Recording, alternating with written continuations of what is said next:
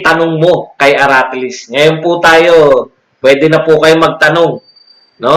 Okay, bago kayo magtanong mga kapatid, na po, may nakita po bang kahinaan si Idol Angas? Bakit nag-uunan bigla yung dalawa? Labanan siya. Instant Prince Rock. Yan, magandang tanong, no? Sa tingin ko ba may nakita silang kahinaan? Malamang. Kasi nakita siguro nila na hindi makahabol. Nakita siguro nila na hindi makahabol si Casimero. Or, pwede rin naman po, tatlo na lang silang, tatlo na lang po silang nag-champion sa bantamweight. Pwede rin naman nilang antansya ko riyan, napikon talaga si Inoue. No? Napikon talaga si Inoue, nire-request niya talaga na ang sunod niya makalaban si Casimero. Hindi dahil sa nakita niya may kahinaan si Casimero. Talagang yung pride, nasaktan masyado. Kasi ikaw ba naman, ngaratan ka sa Japanese TV, habang nagbo-broadcast ka, ngaratan ka. Hindi ba nakakahiya yun? Yung gusto mong ibangon yung pride mo. Si Nonito Donaire naman, alam naman natin na yung di ba? Gusto ni Donaire, sa totoo lang kung si Donaire masusunod, ang gusto niya talaga labanan si Inoue. Parang ngayon, parang hindi na interesado si Inoue sa kanya. Mukhang nakapokus kay Casimero. Kaya ganyan, no? Pero hindi naman dahil sa kaya nila labanan may nakitang kahinaan. Yun yung sagot natin doon. Okay. Magbabasa na po ako. Ito, nakita ko na. Boss Bad, kung maglaban si Kit Turman versus Berhil Ortiz, Boss Bad, may laban na ba si Berhil Ortiz kay Turman? Opo, malaki na po. Kasi ang tagal na, alam nyo, may hinala po ako dyan kay Turman. Baka tuluyan na magretiro yan. Kasi, ang tagal na, di ba? 2 taon na mahigit, hindi naman siya senador. Boksingero lang siya. Bakit ang tagal niya nang hindi lumalaban? So, dapat, si Berhil Ortiz po, wala naman, ilang taon na ba si Berhil Ortiz? Hindi naman 18 yan o 17 anyos. Hinog na po yung mga yan. Kung hindi ka man hinog, kailan ka pa mahinog? Kung hindi ka lalaban sa mga yan.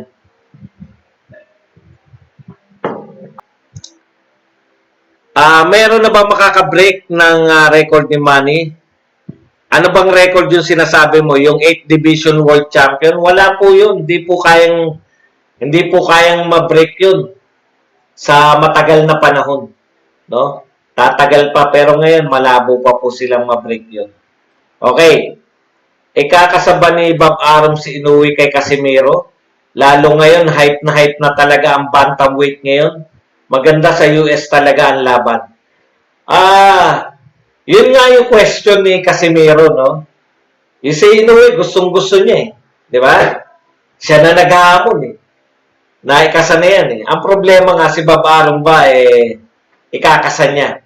Pero si Bob Arum kasi, sa tingin ko, ikakasa yan ni Bob Arum kasi gusto niya malaking kita Kung pay-per-view ba sa US yan, hindi natin, kasi hindi naman pamalaking pangalan si si Inoue. Sabihin nyo, boss, bakit hindi? Number 2 pound for pound. Tandaan nyo si Lomachenko po, ang tagal na number 1 pound for pound. Pero hindi po siya naging pay-per-view. No? Yung kaisa-isang naging pay-per-view siya, lugi pa si Arum. Lugi. Si Arum, madalas, si Naoya Inoue, wala pa po siyang malaking crowd sa US. Hindi pa po siya ganun kalaking pangalan sa US. Baka nga mas kilala pa ngayon ng mga Amerikano si Casimero kaysa sa kanya. Yun lang po. Okay. George Cambosos. Ba? Si George Cambosos. Totoo ba yan ang pangalan mo? Kapangalan mo si mga kalaban ni Chopimo Lopez. Prime Donaire, Prime Casimero, Prime Inoue. Ano ranking mo from top? Sa totoo lang, siyempre, Casimero, di ba? Tapos number 2 si Donaire. Prime kasi ngayon, di na prime si Donaire. Number 2 si Donaire at number 3 si Inoue. Ano tayo? Pinoy lover tayo. Kahit nasablay yun, at least number 1 at number 2 ko sa tatlong binigay mo ay Pinoy. Okay? Bias ako eh. Masama akong tanungin sa mga unbiased opinion kasi very biased ako sa opinion ko. Boss Bad, sana may press media dito sa atin na pwede mag-translate sa hapon para mapanood nila kung anong dahilan ni Casimiro laban sa mga pag-akusa na ni Pagong kay Cuadro Alas para malaman ng mga fans. O nga po, dapat yung mga taga-Japan na Pinoy, no? Sabihin ninyo na nagbabada testing. Negative si Cuadro Alas. Huwag nilang isingit. Boss Bad, kung matuloy ang Casimiro Inoue, anong nakikita mong advantage ni Janrel at advantage ni Inoue? Nakikita kong advantage ni Janrel, syempre, psychological. Psychological advantage. Ngayon pa lang, naririndi na si Inoue sa kanya. Wala akong ano sa kay Inoue. Ang alam ko, mananalo si Janrel kasi pag nakipagsabayan si Inoue kay Janrel, mukha lang malakas si Inoue, pero tingin ko mas malakas sumuntok si Janrel. Yung kakayahan ng tao na tumanggap ng suntok, yun lamang ni Janrel, nakita mo, nasuntok siya ni Regundo, ang lakas eh, tumakas yung kaluluwa niya, mga 1 second, bumalik agad. Antindi. Kaya niya po yun eh, no? Yung pain tolerant. Boss Bad, dapat maglaban muna Donaire at Inoue para isa na lang ang tatalunin ni Casimiro undefeated agad. Hindi po, okay po yan. Siya po tutuhog kasi malaki kikitain ni Casimiro dyan, di ba? Inoue, tapos si Donaire naman. Milyon na yan. X-ratings. Boss Bads, kaaway mo pala si Ampaukas. Pwede na 3 rounds, may headgear. Alam po ninyo, 52 anyos na ako.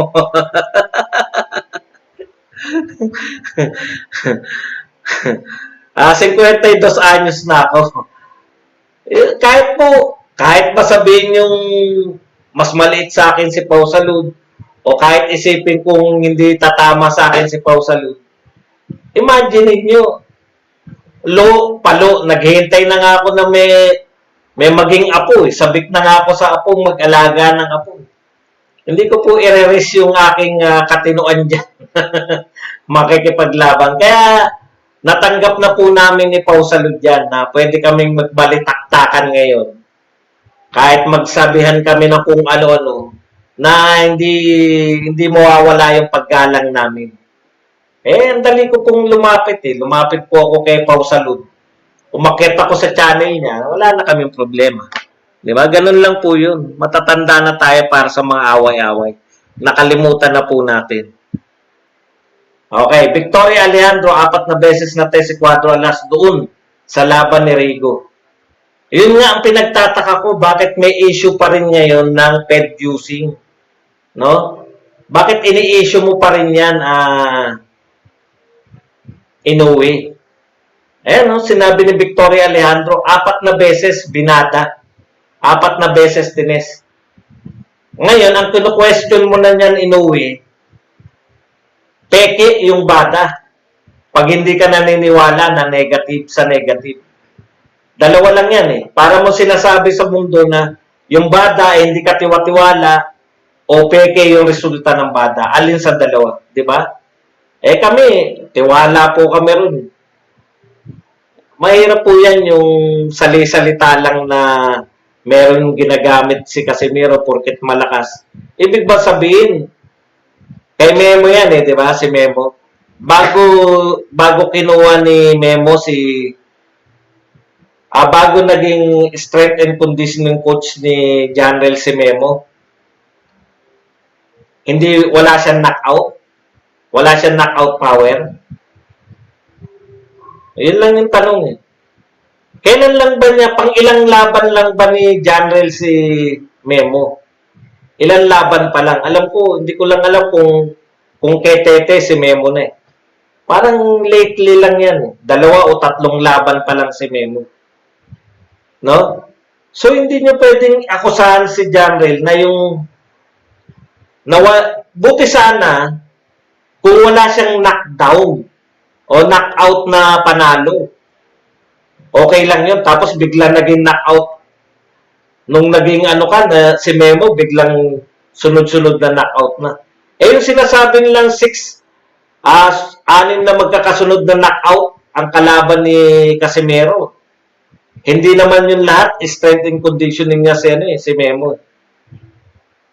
Boss Bad, kasama ba sa paglalabanan ni Pac at Ugas ang the ring belt? Hindi po. Ang ring belt po kasi ganito yan, no? Uy, sa wakas, meron din nagpakape. Teka muna, basahin muna natin to kung sino yung nagpakape. Maraming salamat sa iyo, Carlo Ramirez. Nagbigay po sa atin ng, ano tong car? Qatar ba to? 1799 car.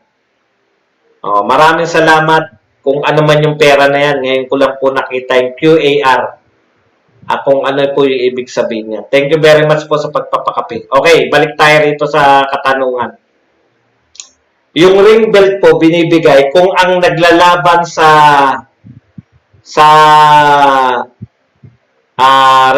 naglalaban sa championship, yung number 1 or number 2 at number 3. Alin man doon na maglaban.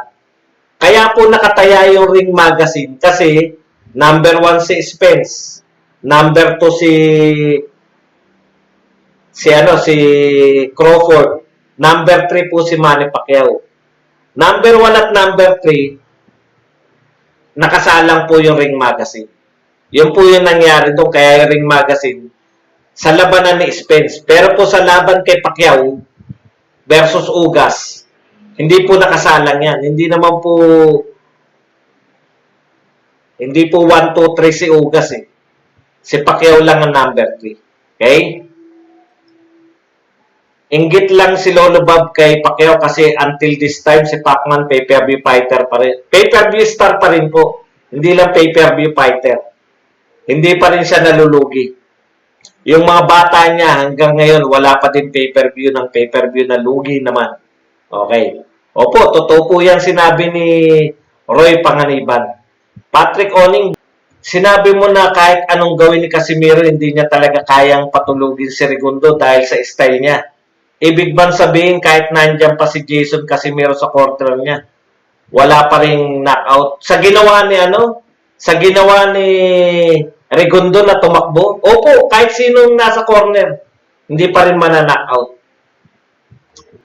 Boss, sabi mo ka, Dark Blade. Ricardo Avares, Ricky TV, ikaw kasi ang nagbansag ng angas ng Pinas kay Champ, kaya sinasabi nilang malakas ka kay Casimiro kasi natuwa siya sa iyo, Boss Bad. Paulit, bakit kasi? Noong namang araw, nung hindi pa po nagcha-champion si Casimiro, ako lang po yung nagko-cover sa kanya na vlogger eh. Yung malalaking vlogger po, hindi po pinapansin si General Casimiro. Sa totoo lang po. Kaya talagang, siyempre, nagbansag ako, angas ng Pinas. Maangas eh. Hindi ko naman sinuggest yun. Inuulit-ulit ko lang. Alam niyo yun, yung hindi pa siya sikat, kung ako lang nagsasalita tungkol sa kanya, siyempre ganun, di ba? Pag hindi ka pa ganong pinapansin ng tignan mo yung katwiran niya. Anong katwiran niya, bakit sila nag-vlog? Kasi walang pumapansin sa kanila eh. Sa kanya eh. Gusto niya i-promote yung sarili niya. Kaya naging vlogger sila.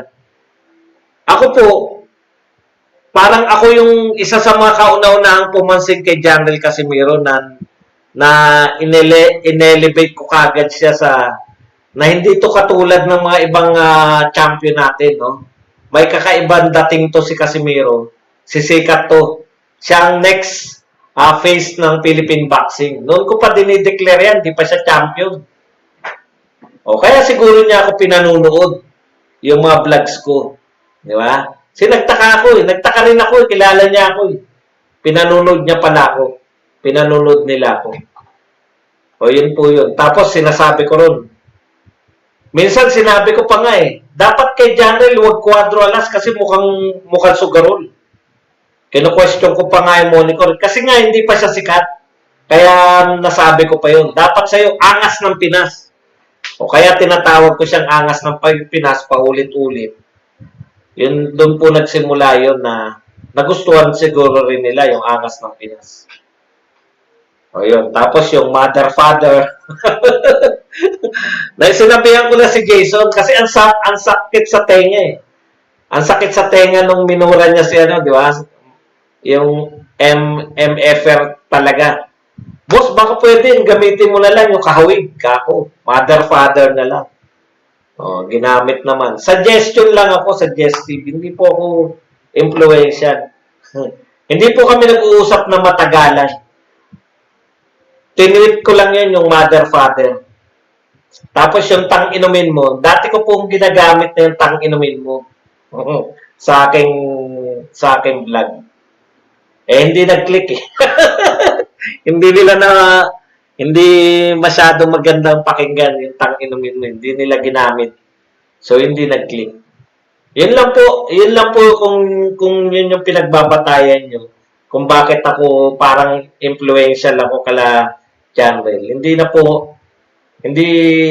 Wala po akong effort na maging influential. Talagang bumilib lang ako dun sa kay Cuadro Alas.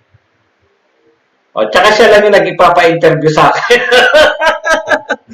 Di ba sinasabi ko naman sa inyo, may nagtatangka akong interviewin yung mga sikat na boxer. Siyempre, nakikita mo, gusto mo rin eh, no? Si Pau Salud, sabi ko nung araw, interview ng mga boxer kung ano-ano naman tinatanong. Ako kaya, magka-chance lang ako na interviewin. Kaya mini-message ko po sila lahat. Baka kala po ninyo, wala po akong lahat po yan, mini-message ko po yan, lahat. Sabi ko, boss, baka pwede kayo interviewin. Wala, si Janrel lang. Si Janrel lang yung pumayag na may interview. Actually, ang nag-invite pa sa akin, di ko pa kilala yan. Parang may panawagan nun na merong press conference. Si Mark Luntayaw, yan si Silver Boys. Siya yung nag-invite sa akin. Ako lang yung nagpuntang vlogger doon, ako lang mag-isa. Siya yung nag-invite para press con. Ganun po yung istorya na. 3 beses na pala kami nagkita ni Mark. Doon po sa press con na yun. Pero nagkita lang kami kasi ano siya ron eh. MC. Wala po kami kwentuhan. Sinabi ko lang, boss, sino ba si Mark? Kasi may invitation ako. Parang siyempre, mga big time yung mga naroon, panay mga press people. Sila Nick Jonko, sa ABS-CBN, si Diane Castillejo. Ako lang ang ako lang walang credential, ako lang nga hindi press, vlogger lang ako.